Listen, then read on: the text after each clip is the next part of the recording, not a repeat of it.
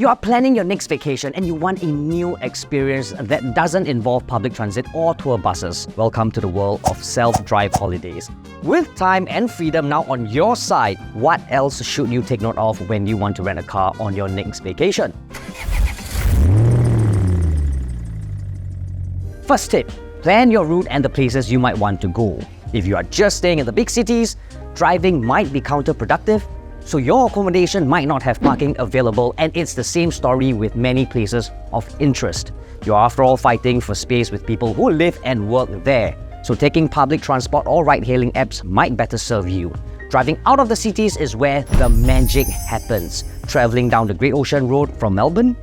Piece of cake. Want to explore New Zealand's vast natural wonders away from all the tourists? You got it. These places and many others are more easily accessible when you drive. So be realistic with the routes that you plan. Don't squeeze in too many things into a single day. Driving is, after all, a physical activity and requires your full attention.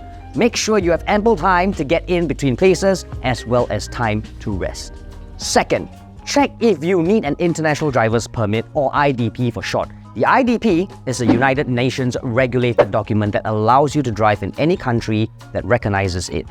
If you are planning to drive in popular holiday destinations such as Japan, South Korea, Taiwan, the EU, and many others, you will need an IDP. However, there are countries that will recognize your Singapore driver's license. Countries like many in Southeast Asia, Australia, New Zealand, and the UK and others will allow you to drive without an IDP. Why is it so important to check whether your destination requires an IDP?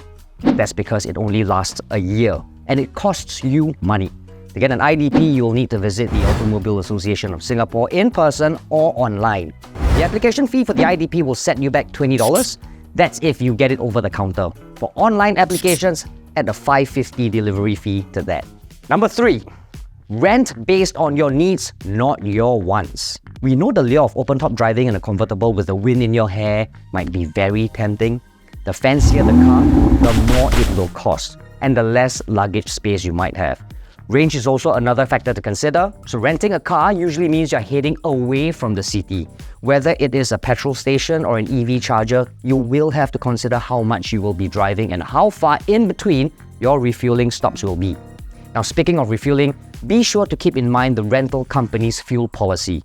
The most common is the full-to-full policy. You're given a car with a full tank and you will be expected to return with a full tank. Failure to do so will net you a surcharge. Perhaps the whole point of your trip is to do some passionate driving through scenic roads. You want to live out your initial D fantasy through the Tuges of Japan or want to experience the Stelvio Pass in Italy. Renting performance cars can cost a lot, more than a night stay in a 5-star hotel, and you'll be lucky to squeeze a carry-on or two in the boot. Number 4, make sure you get rental car insurance.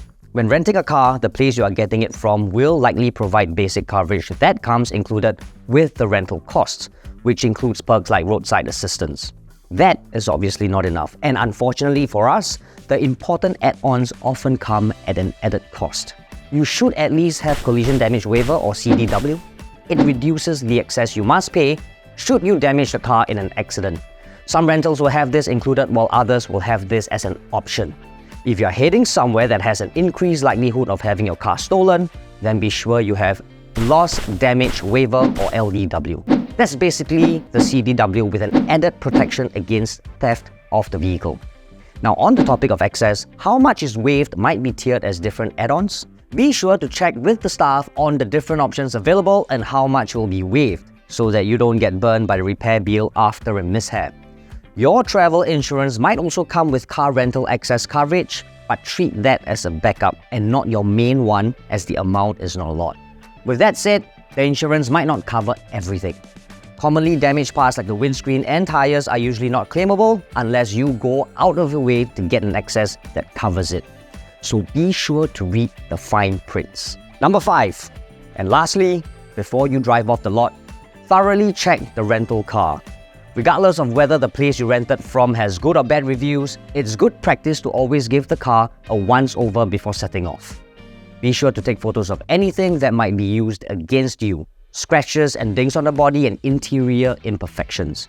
Popular rental firms such as Toyota Rent a Car in Japan will even provide you with a checklist that you can use to physically go through the car with a staff member. But if something did go awry and it's not your fault, call up the hotline provided by the rental company and hope for the best. Unfortunately, test drives are out of the question and are sometimes only available for long-term leasing. So there you have it, guys. Thanks for watching, and let us know in the comments if we missed out anything important or if you have some personal tips to share. And of course, don't forget to hit the subscribe button and follow us on TikTok to see our latest happenings. Be safe and obey the traffic laws of the host country you are in. In the meantime, stay safe, be well, bye-bye.